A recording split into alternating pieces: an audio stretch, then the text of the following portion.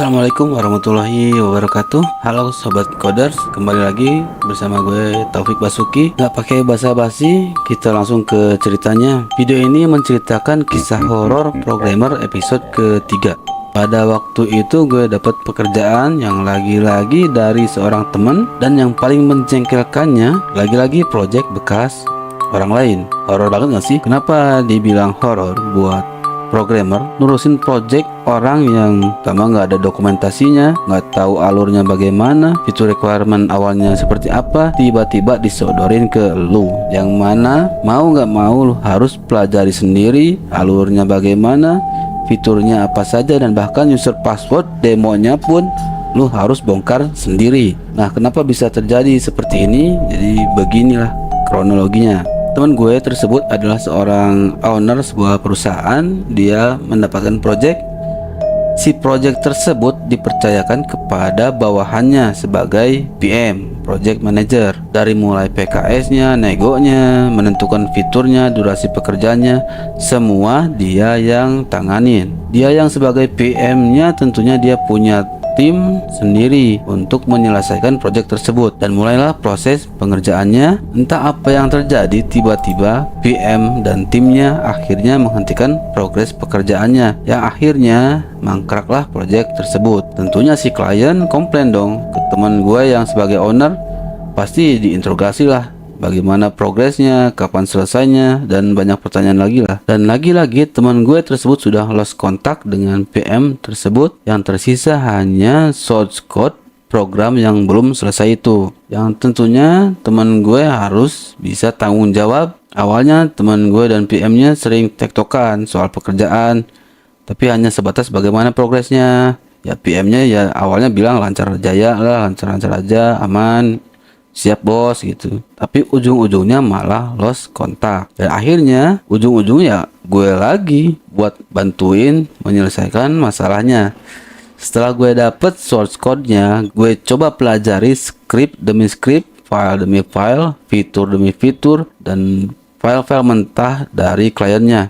Kalau gue lihat sih awalnya hanya terlihat bug-bug kecil ya, yang gue nilai sebenarnya minor lah gitu. Tetapi setelah gue pelajari struktur file dan database-nya, waduh kacau bro.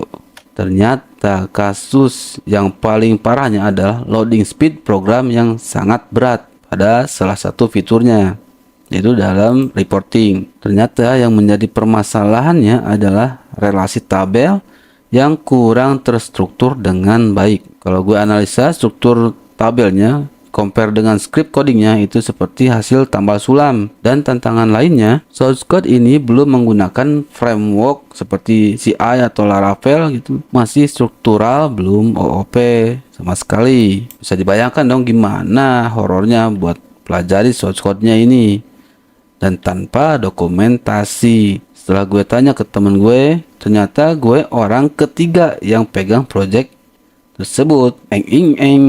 Terus gue tawarin buat build ulang project tersebut, dan temen gue nggak mau karena, nah ini hal paling horor selanjutnya. Ternyata budget dari project tersebut sudah diberikan kepada PM sebelumnya tersebut, yang hanya sisa budget finishing project atau termin terakhirnya lah. Gue udah tawarin, ya udah nggak apa-apa soal budget, yang penting beres. Tapi temen gue nggak mau karena waktu deadline sudah jauh terlewat. Dia pengen cepet beres. Diakalin lah gimana aja biar bisa kelar gitu. Ya udah gue coba sebisanya. Setelah gue gunakan segala kemampuan, Kage Bunshin, Chidori, Rasengan, Sage mode, bahkan Biju mode, akhirnya selesai deh. Gue dan teman gue berangkat menuju ke klien untuk demo dan serah terima tadinya.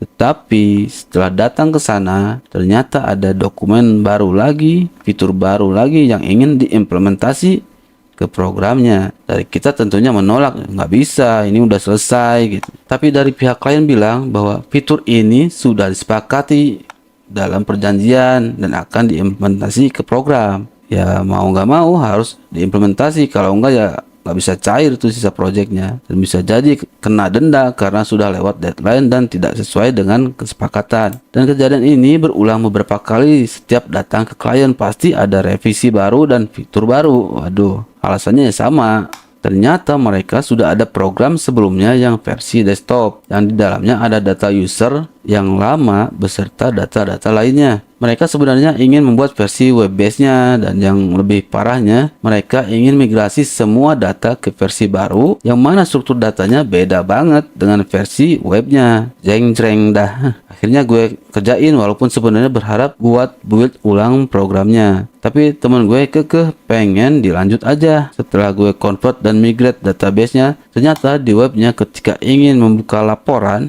jebret, loadingnya lama banget, bahkan sampai timeout. Padahal datanya hanya sekitar 60 ribuan data lah. Menurut gue itu nggak terlalu besar sebenarnya. Tapi kenapa bisa seperti itu? Sesuai dugaan gue sebelumnya, dari awal database-nya tidak terstruktur dengan baik, tambal sulam, dan acak adut lah.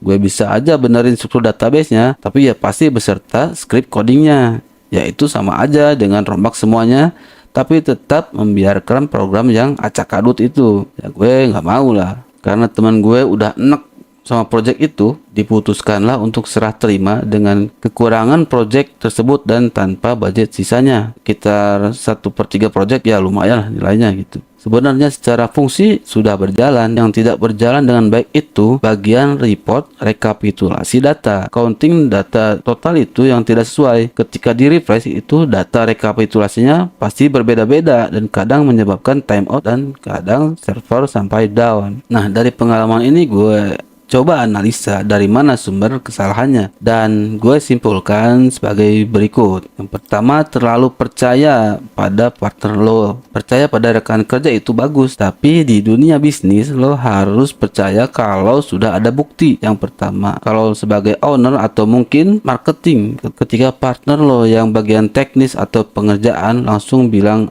"Oke bos, aman bos, lancar bos," tentang progres kerjaannya, pastiin lo dapet bukti nyata dari partner lo itu. Jangan sampai lo dalam tanda kutip tertipu atau dibodoh-bodohin oleh partner lo tersebut. Nah, yang kedua, lagi-lagi ketika membuat MOU atau perjanjian kerjasama atau lainnya, lo harus cantumkan dengan jelas job desk dan batasan pekerjaan sampai mana untuk pegangan lo apabila ada hal-hal yang tidak diinginkan. Kemudian struktur database yang tidak teratur. Gue nggak nyalahin programmer sebelumnya, karena gue yakin pasti struktur database sebenarnya sudah dirancang dengan sedemikian rupa sesuai kebutuhan. Hanya saja biasanya dalam progres implementasi program terkadang ada saja fitur atau revisi tambahan yang sebenarnya di luar ekspektasi awal dalam planning pembuatan program. Apalagi jika yang harus dirombak adalah database, yang mana database adalah fondasi dari sebuah sistem, tentu akan sulit diperbaiki ketika progres sudah berjalan cukup jauh. Ibaratnya ketika membuat sebuah bangunan dan sudah berjalan hampir selesai, kemudian ada permintaan untuk menambah jumlah lantai bangunan misalkan. Sedangkan spesifikasi fondasi tersebut tidak kuat untuk menahan beban lantai yang diinginkan. Tentunya mau tidak mau harus dibongkar ulang bangunan tersebut. Dan jika dipaksakan tentunya bangunan tersebut tidak akan kuat dan mudah roboh. Nah, kembali lagi kepada MOU dan perjanjian kerjasama yang dibuat. Jika jelas bahwa spesifikasi yang diminta itu tidak ada di dalamnya, revisi tersebut bisa ditolak karena tidak sesuai dengan kesepakatan awal. Kemudian, pengelolaan proyek yang kurang baik. Terkadang kita selalu menuruti semua kemauan klien, yang memang klien kita adalah bosnya, dan bahkan dianggap raja. Tetapi kita tetap harus mengetahui batasannya. Kita harus bisa menjelaskan dan memberikan solusi terbaik kepada klien tentang apa yang bisa dan tidak bisa kita lakukan. Nah, menurut gue kejadian ini bisa terjadi pada siapapun, tidak hanya pada bidang programming. Kalau misalkan lo juga pernah ngalamin hal seperti ini, coba tuliskan di kolom komentar dan apa solusi terbaik untuk dilakukan. Sekian cerita gue kali ini, mudah-mudahan bermanfaat. Wassalamualaikum warahmatullahi wabarakatuh.